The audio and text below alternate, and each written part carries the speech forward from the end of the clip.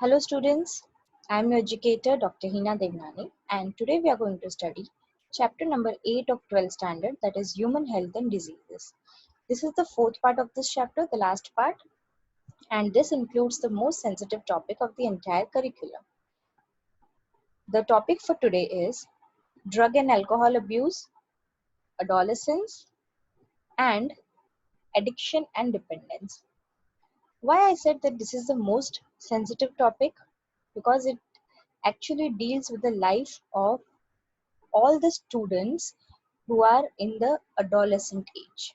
Adolescent age can also be compared with the teenage, like from 13 years to 19 years.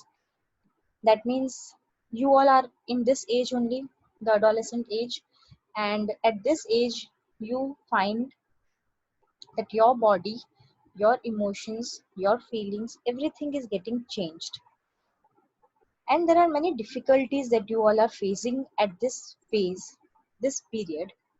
So this chapter deals with some of these problems and we will also deal with the solutions and how to just pass out this adolescent period of your life. So we'll start with drug abuse. See here you can see a picture.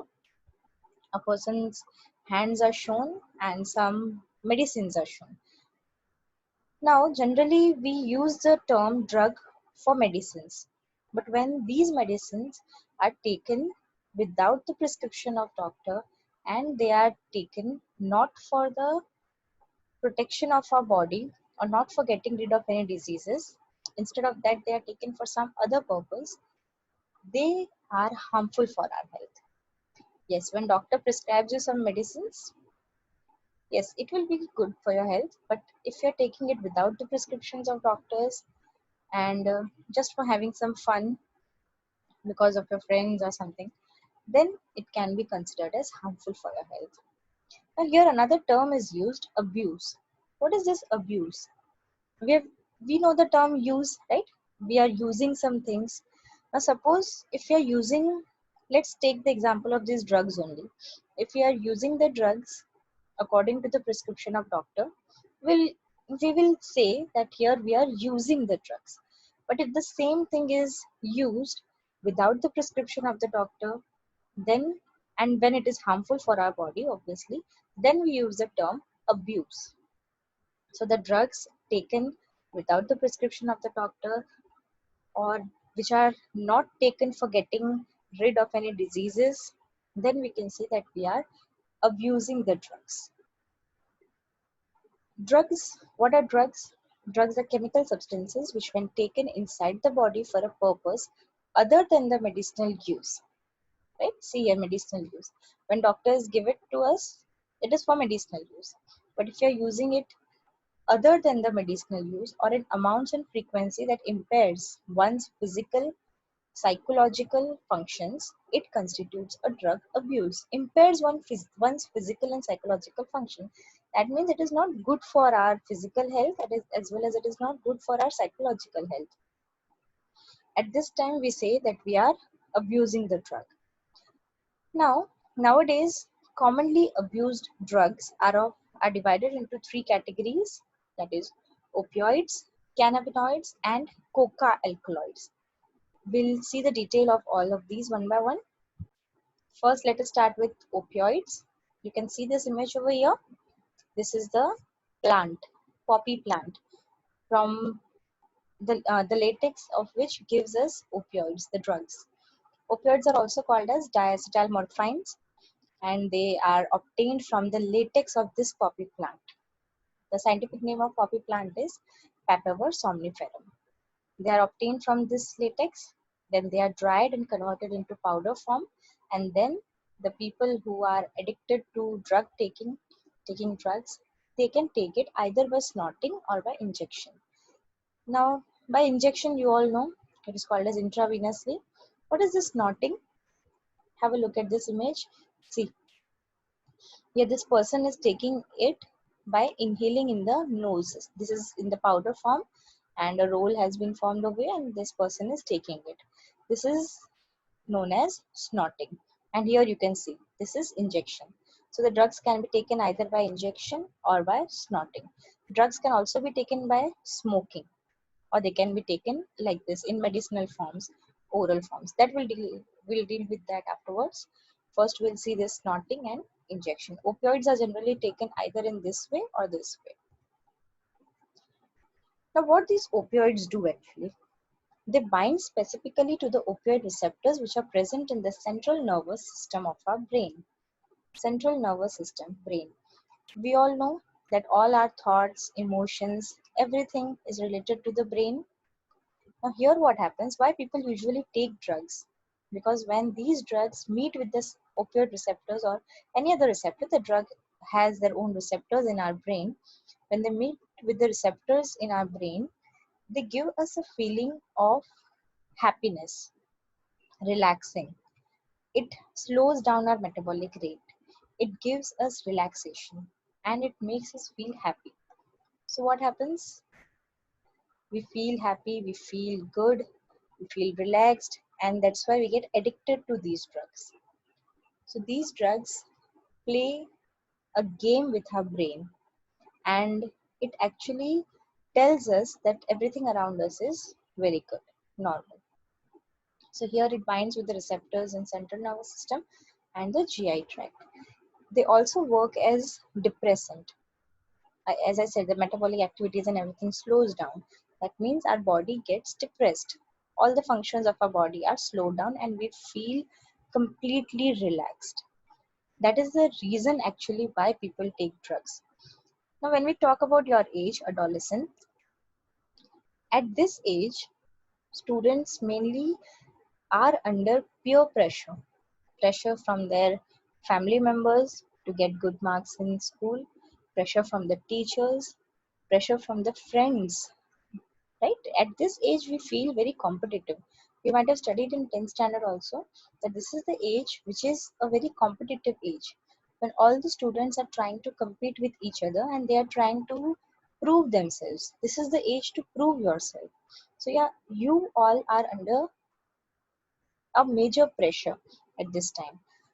So what happens, some students, they are ready to take the pressure and they take it very well and they actually prove themselves, whereas other who fail to prove themselves or who are not able to take pressure, what they do, instead of understanding the situation, instead of fighting with the world, they try to just avoid the situation. And they avoid it by taking drugs. Drugs, alcohol, smoking, all these are the, these are kind of easy way out. They try to just find an easy way out and they try to avoid the situation. Why am I telling you all this in such a detail?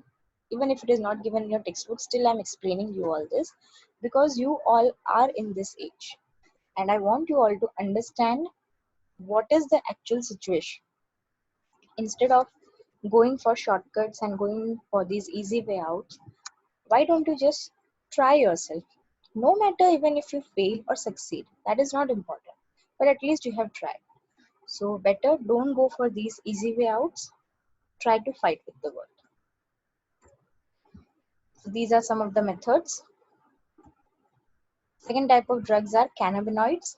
They have been extracted from the inflorescence of plant Cannabis sativa.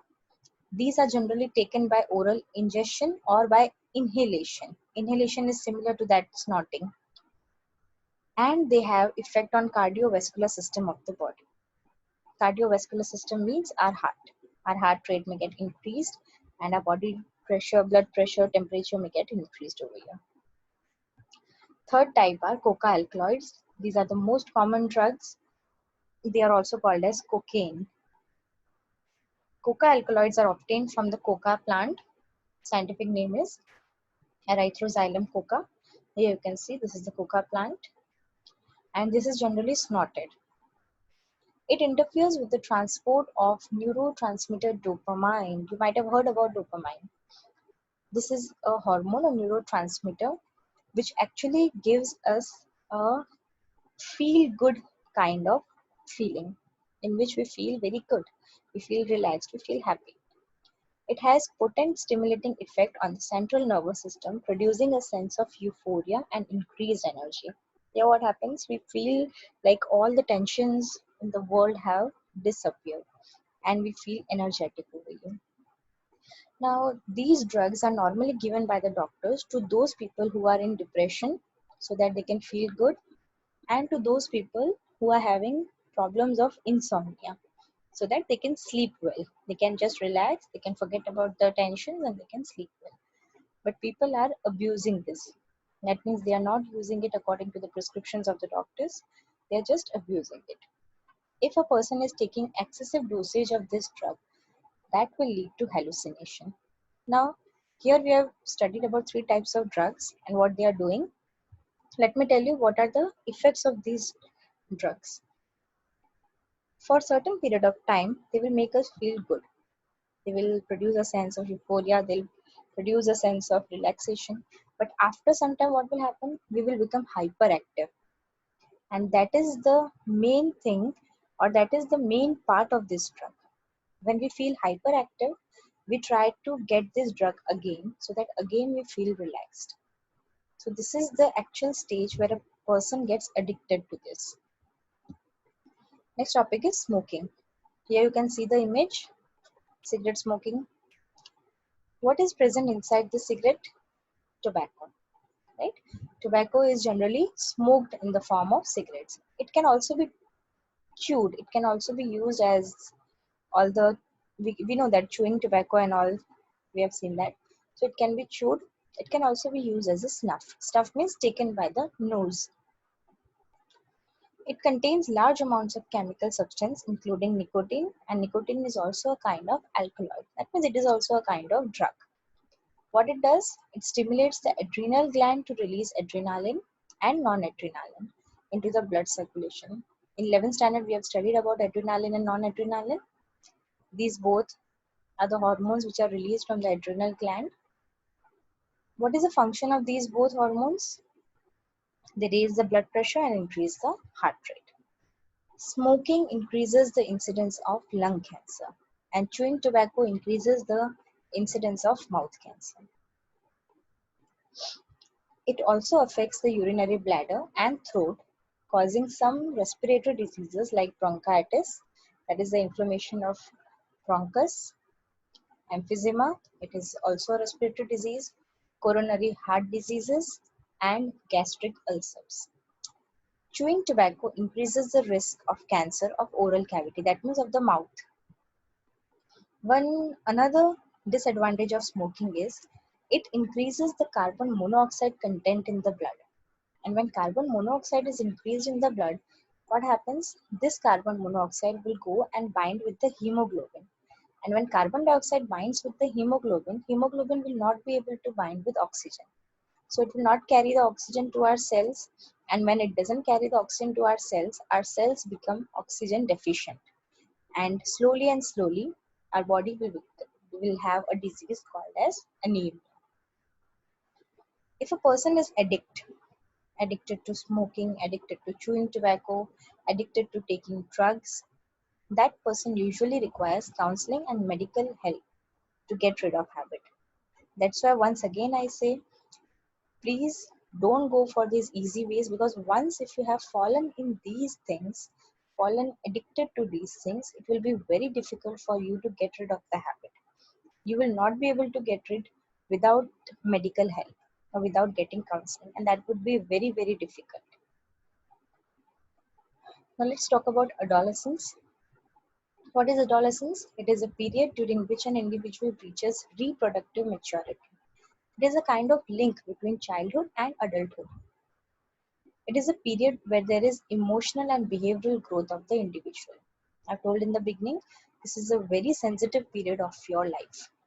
You will have emotional changes, you will have behavioral changes, you will have physical changes, you will have psychological changes, there will be physiological, psychological changes. So this is actual period where an individual is highly vulnerable. Vulnerable to what?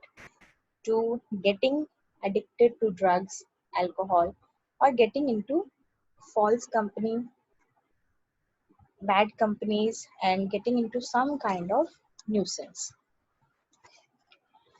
Youngsters are generally motivated, towards drugs and alcohols because of certain reasons. Let's see what are these reasons. First reason is curiosity. What is this curiosity? Let me try it once. We have this curiosity. What will happen if I just try it once? And when the person tries it once, that person will just go on and on trying it. So it will become a habit. So no need to try it even once. Don't have curiosity for such things. Instead of this, better have curiosity for some nice things, some good things. Some people also try it for adventure, and they also try it because of the pressure of their friends. Their friends says, "Come, let's try it." What will happen? You're not strong enough. You're not powerful to try it. Some also try for experimentations. Some try it for perceived benefits of alcohol and drug use. As I said earlier, that when a person is taking alcohol or drugs, they will feel good for some time. Sometimes the person or the student is stressed, he is having a bad academic progress, so he is under pressure, and because of that he tries these easy ways. They try to, it looks as if these are cool things. Today's generation feel that taking drugs and alcohol, smoking is actually a cool thing, so they try to do it. Otherwise their friends will tease them that you're not cool enough, you're not modern. So they are having a peer pressure of their friends also. Sometimes they are influenced by the media. In movies they show such kind of things, drinking alcohol. Your favorite movie stars might be smoking, drinking alcohol, taking drugs, so you'll be influenced by them. Some students may have unstable family structure, and because of that he or she may be motivated to take drugs and alcohol. And if you're taking it once, twice, then what will happen? Slowly and slowly you'll get addicted to it. What is this addiction?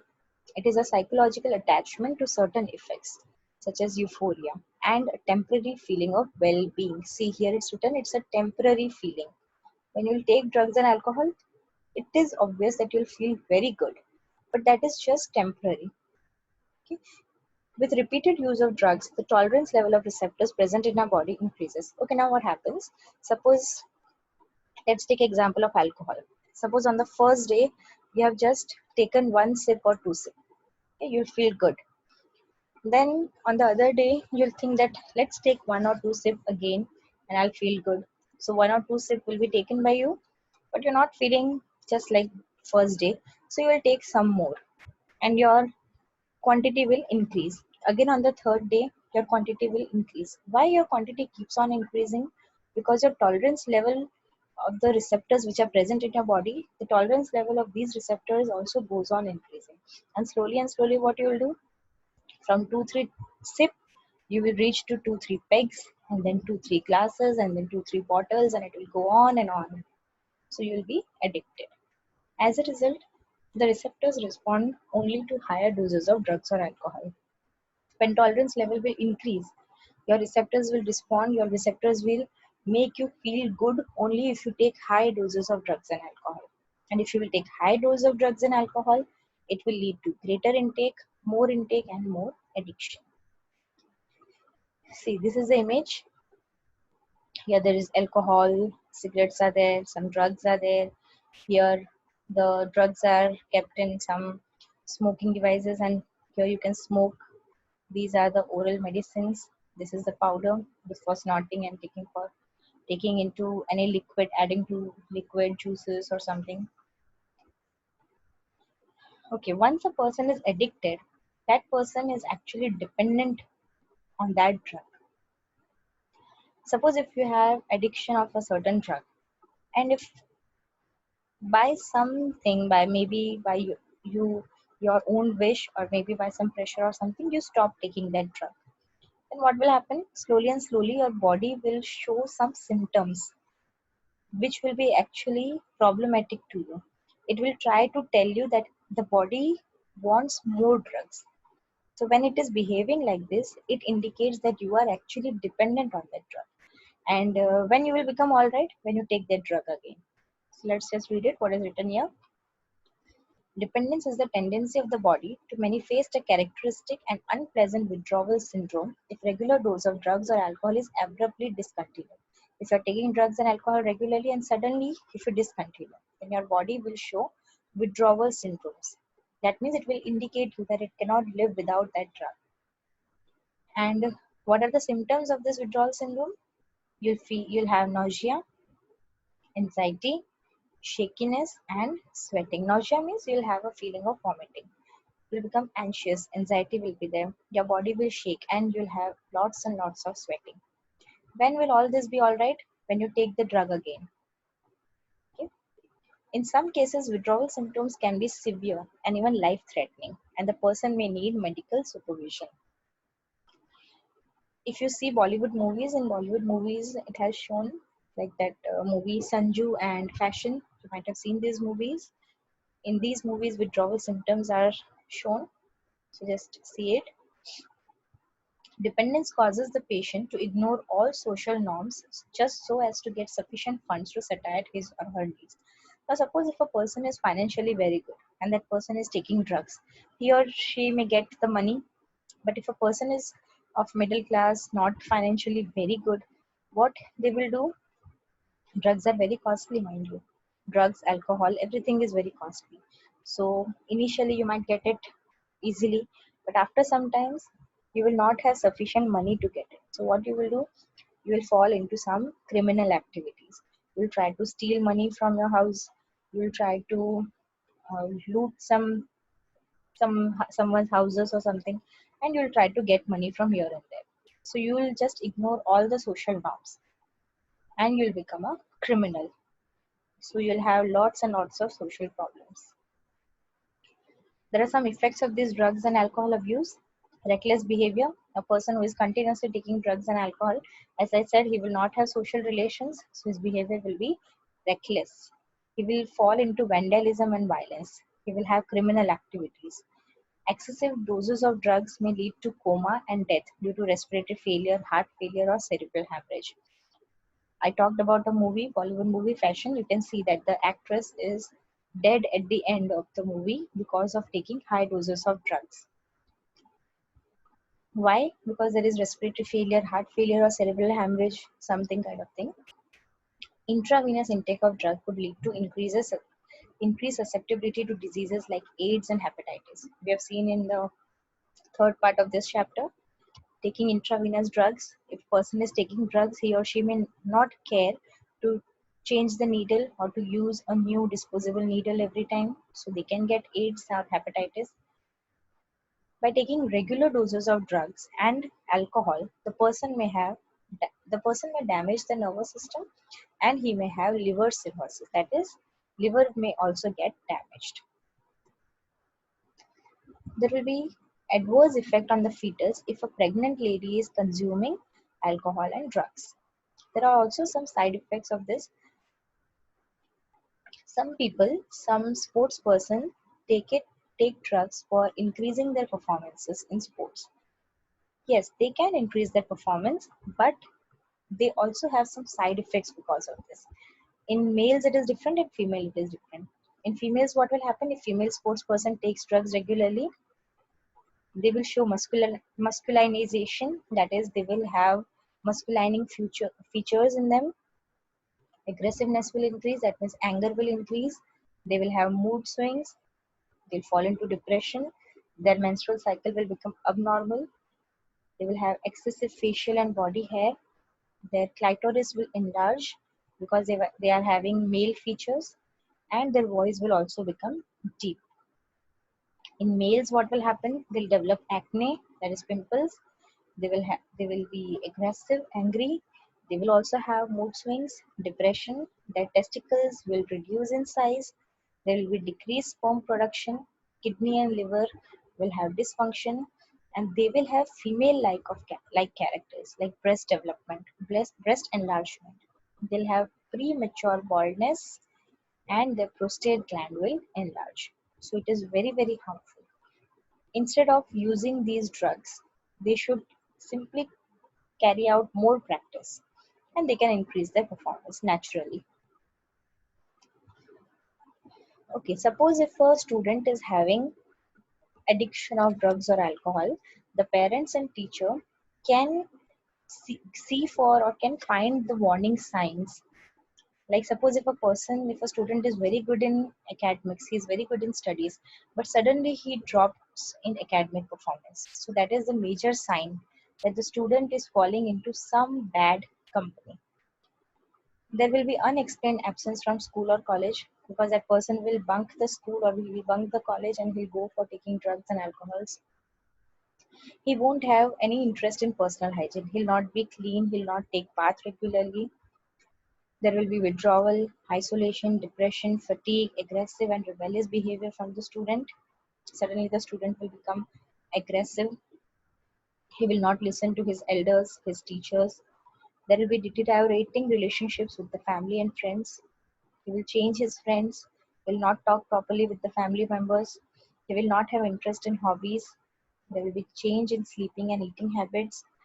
His weight and appetite will also change. There will be fluctuations, and he will start stealing to get the money to buy drugs and alcohol. So, if these signs are visible in any of the student, in any of the teenage, that means that person or that student is falling into some kind of problematic situation. You can prevent and control it. Avoid undue peer pressure. Yes, I understand that at this stage there is lot of pressure, but try to avoid it. Try to take it smoothly. Go for education and counseling. Seek help from your parents and peers if you're facing some problem.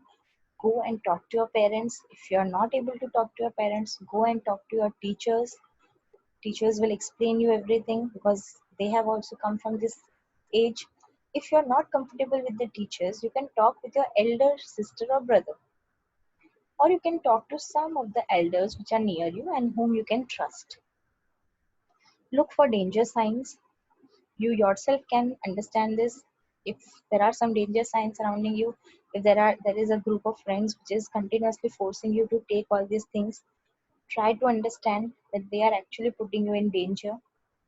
And if you have fallen in something, some dangerous situation, go and seek professional and medical help. There is nothing wrong in that. So here we complete with this chapter. If you are having any doubt regarding the chapter, you can contact me.